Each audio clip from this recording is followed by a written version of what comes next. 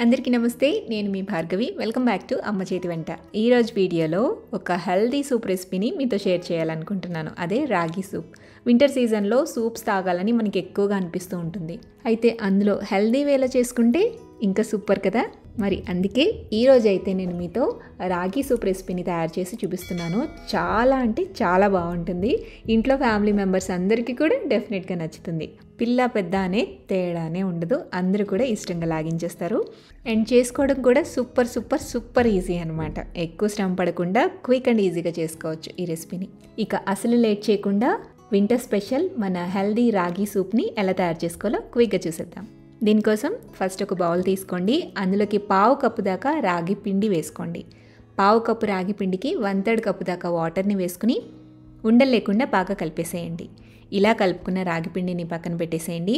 ఇప్పుడు స్టవ్ మీద సూప్ చేసుకోవడం కోసం ఒక గిన్నె పెట్టుకోండి. అందులోకి 1 టేబుల్ స్పూన్ దాకా బటర్ వేసుకోవాలి. బటర్ లేకపోతే ఆయిల్ అయినా యూస్ చేసుకోవచ్చు.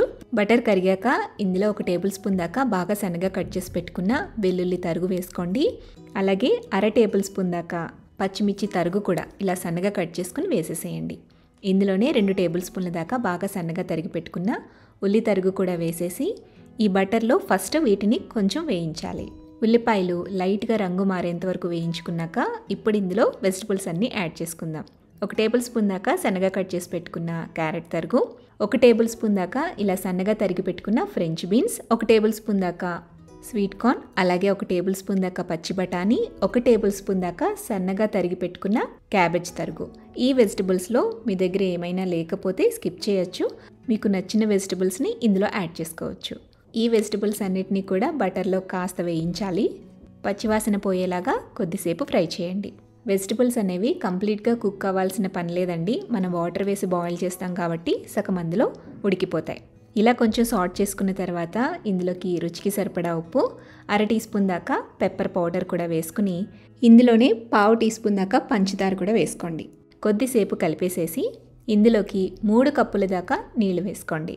నీళ్లు వేసిన తర్వాత సాల్ట్ని అడ్జస్ట్ చేసుకుని మూత పెట్టి ఈ నీళ్లు తెరల కాగేంత వరకు మరిగించుకోవాలి. మీడియం ఫ్లేమ్లో పెట్టి మరిగించండి. వాటర్ ఇలా బాయిల్ అవుతున్నప్పుడు ఇందులోకి మనం కలుపుకుని పక్కన పెట్టుకున్న రాగి వాటర్ని ఇందులోకి వేసుకుంటూ గరిటెతో కలపండి. రాగి పిండి కలిపిన నీళ్ళని వేసే ముందు తిరిగి ఒకసారి కలుపుకుని వేసుకోండి. ఉండలు కట్టకుండా ఉంటుంది. మంటని మీడియం ఫ్లేమ్లోనే ఉంచి ఈ సూప్ అనేది కాస్త చిక్కబడేంత వరకు ఉడికించుకోవాలి.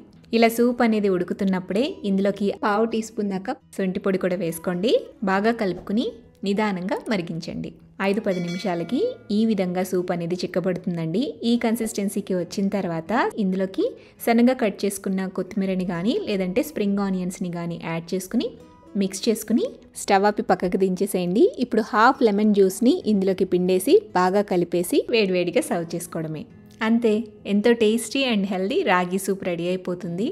ఒక్కొక్క సిప్ తాగుతూ ఉంటేనే గొంతులో దిగుతున్నప్పుడు చాలా రిలీఫ్గా ఉంటుంది అండ్ టేస్ట్ కూడా సూపర్ ఉంటుందన్నమాట. డెఫినెట్గా మీరు కూడా ఈ రాగి సూప్ని ఇంట్లో తప్పకుండా ట్రై చేయండి. ట్రై చేసి టేస్ట్ చేశాక మీ ఫీడ్బ్యాక్ని నాతో షేర్ చేయడం మర్చిపోవద్దు. వీడియో నచ్చితే లైక్ చేయండి. మీ ఫ్రెండ్స్కి రిలేటివ్స్కి షేర్ చేయండి. మరిన్ని టేస్టీ సింపుల్ క్విక్ రెసిపీస్ కోసం అమ్మ చేతి వంట ఛానల్ని సబ్స్క్రైబ్ చేయండి.